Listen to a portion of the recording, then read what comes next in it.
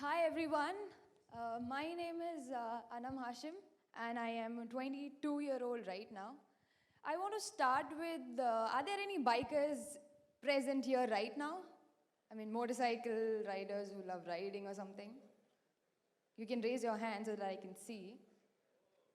Oh my god, are you serious? So less? Okay, I didn't expect that. Okay, so basically I'm known for riding my TVS to the Khadungla, which is the highest motorable road in the in the world, and also being the only women freestyle street bike athlete, which you guys have heard as stunt riding in the country. Because generally what people do here is they take it as an entertainment rather than a sports because it's so unheard. Nobody knows about it that like you guys have MotoGP, I also have Stunt GP, but nobody knows about it. Not especially in India. So I will take you guys through my journey, how I got it, how I got into stunt riding and the whole story. So I was in 10th standard when I was going to my coaching to my school. And that's where I saw a few guys doing wheelies and stoppies. And I got so fascinated because I've always been excited about two wheels and all that. And my father taught me how to ride in my childhood. So looking at those guys, I used to just go sit and watch. So one day, one of those guys came up to me and he was like, why are you here? You're a girl. You should be going to your place. This is a guy's thing. You should not be here. That's when I was like, why the hell are they saying it's a guy's thing? When I myself know I can ride a motorcycle. So I didn't give up and I again went and started watching them. And one of them one day came, okay, take a bike and fall. They thought basically I would fall on my face and leave it. They gave me the bike. I rode it. Everybody was pretty shocked. So then next moment what happened, I asked them, how do you do this stoppie? They told me apply front brakes and this, that. So I did it and I successfully did the stunt called stoppie as well in my life's first attempt at 10th standard. That's when I think I was so motivated. Like, I realized that, I can do something with the motorcycles as well. So like how everybody else wants to be an engineer, doctor, and something else about after your 12th, I had only one thing in mind, that I want to be a professional stunt rider. Luckily, I was on Facebook from 8th standard, so I've been using I'm using internet for researching about stunt riding, and I've been watching other foreign athletes because, in India, street bike freestyle, in this word also I'm sure nobody has heard, but you can hear stunt riding more. So yeah, stunt riding was not at all visible in the country. So when I told my parents, I want to be a stunt rider, they're like, what, तुम्हें मौत का कुआं करना है? I was like, it's so funny when people look at you in a very different way. I'm like, I'm not someone who wants to do or ride in the circus. I want to take it as a sport. So my family was like, you have lost your mind. You cannot do this. We are Muslim people. We don't do this, especially a girl riding motorcycle. Log kya bolenge? Forget stunt riding. This was all about riding bikes. And stunt, when I told them, that time, Stunt Mania, MTV, that just came in the picture. So I used to religiously follow that so much. So I told my mom and dad, this is what I want to do, but not exactly this. They're jumping from 14th floor to this floor. I want to do wheelies and stoppies and, grow this, and iske competition bhi hote hain. Hungary ka to main sport hai. Nobody believed me. They thought I'm bluffing because I was a kid and I just got excited. अरे नहीं छोटी लड़की है इसको बस नया नया शौक है and it will go after a while. So as usual your parents push you through it. No, 10th कर लो तो ये दे देंगे, 12th कर लो तो वो दे देंगे. So they told me like do one thing, get good results in 12th, take science and we'll shift you to Pune. So just to move out from Lucknow, I did all that when I didn't want it to, gave them good numbers and I moved to Pune. So when I moved to Pune, I basically moved there to do my engineering according to my parents. But I told them I am not ready for it, give me a year. So one whole year, trust me, I was all around meeting riders, bikers. So how I earned my first stunt bike, that's my Apache RTR 180. So I started riding with the local guys there. So they were pretty supportive and I was lucky enough to get sponsored by Icon Motorsports when I didn't even had my own motorcycles. I can never forget people who helped me in the beginning. So I've always been thankful to them. Like imagine a US brand sponsoring me when I have no bike, but I used to ride guys' bike initially. So I started doing the stunt shows with those guys, started earning 2K, 5K, little amount, and I saved some money and I bought this bike, a second hand, in 2013. This is a 2010 model. So later on, I started riding and people started approaching me for doing events on my own bike. So I started with the team there in the local team. It was all going good, but initially, what happens, being honest, being a woman in this kind of sport, which still is not taken as a sport, I would say, a field. So I was getting more attention, and all the guys were getting insecure because they've been riding for 10, 11 years and they are not getting that kind of attention, and you call that sponsorship. So I can't blame. So they had some issues with me, and later on, you can look at me right now. I am 46 kg right now. In 2013, when I started riding, I was 36. Can you believe it?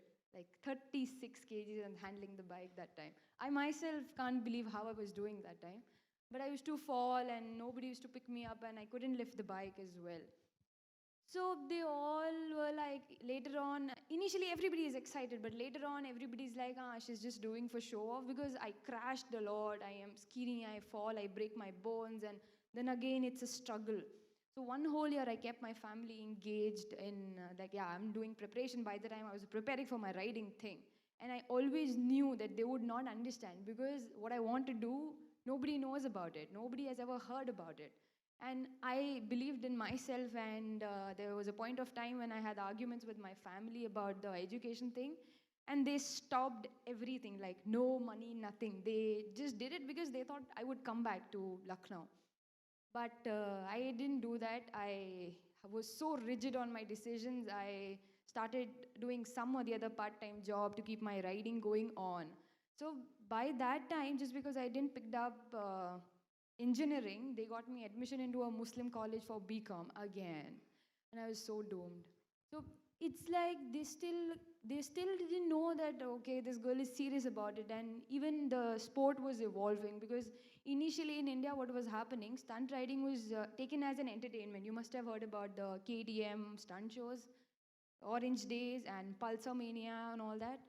So now even that was happening, and at least that was a time when I can introduce this to my family. Okay, this is what I want to do, and it's earning. I mean, I can earn. It's a good source of income, at least to go on for now. And they were still like, okay, now you're doing stunts. If you crash, who will marry you? The biggest question. I'm like, I don't understand why. I mean, I'm not saying just being a Muslim, I have gone through that, but I believe if any women or any girl around the country does like that, same question will raise. So basically, after this, the main issue that I faced was the family. So I believed in myself, somehow took a decision to stand up for myself, start living my life on my own decisions. I think that was the hardest year of my life. 2014 to 2015, entering that year was the toughest life year that I survived. Also, it was a big task for me.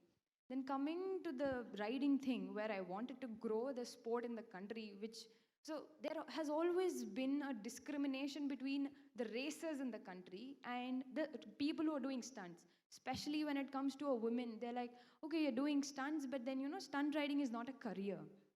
So I wanted to change that. I wanted to tell people that, it has a career. You guys don't look at it that way, but in abroad, it is a career. Motorsports can be a lifetime thing. You can do it. It's not that you do it for a while and leave. So just to do like that, so I have been promoting stunt riding all on my own. I have always been writing posts, discriminating between people who do wheelies on the road, injure people, and also what I do. So late some years, there was some incident happened in Delhi where a biker got injured and he died doing wheelies. So everybody said, oh, this is a stunt rider. Again, things come up to people like me. People started questioning me. Oh, you're a stunt rider, right? You only guys do all that shit on the road and trouble people, and people die because of you. So it's like, it's not exactly what you think. You need to discriminate how people are there. So I was facing a lot of issues even for the place to ride. Like, for racing, you have a circuit. For us also, I needed a small place to ride. And every time there is some issue or the other, some people will complain because of the bike noise and all that. So it was so hard for me to continue riding. And one point of time in 2015, back then in Pune, I shifted to Pune and I've been all my life in Pune after my school.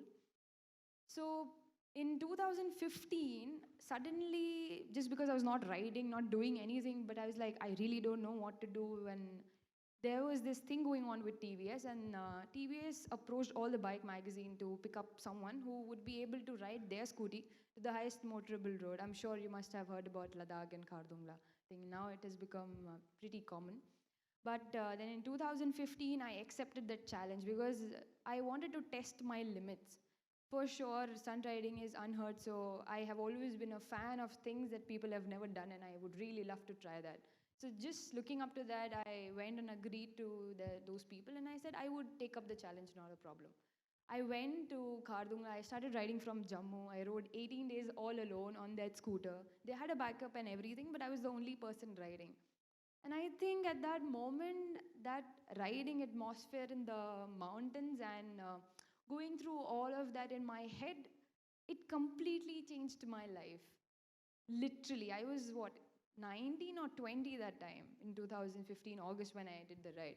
So when I came back from the ride, it was a success.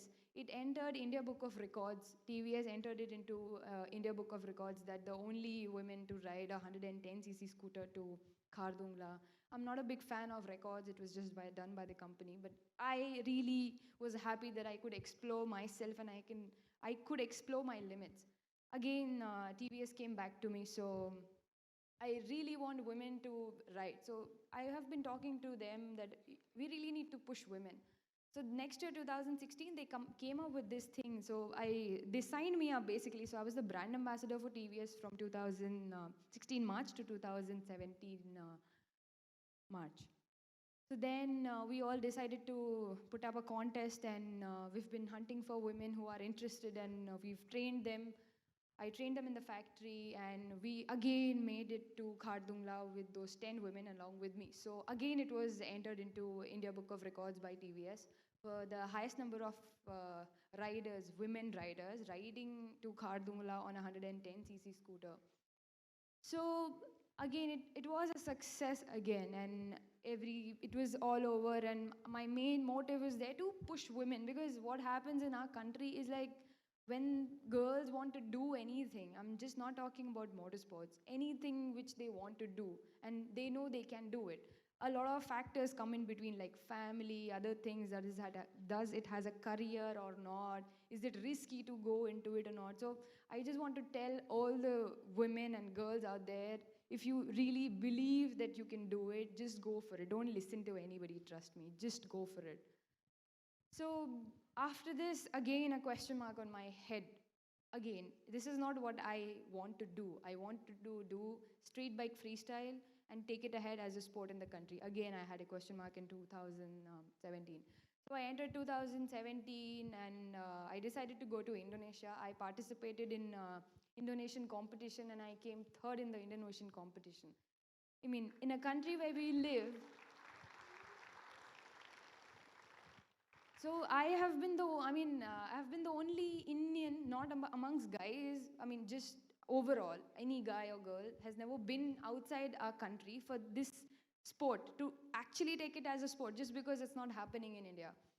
So I decided to participate. I participated in two competitions. The second competition that I participated, there were only two girls.